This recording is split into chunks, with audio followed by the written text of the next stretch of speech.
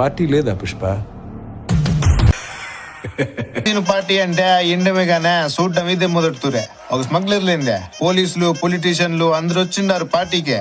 అన్ని కోట్ల సరుకు కాపాడేసరికే పుష్ప ఒక్కతూరిగా హీరో అయిపోయినాడు.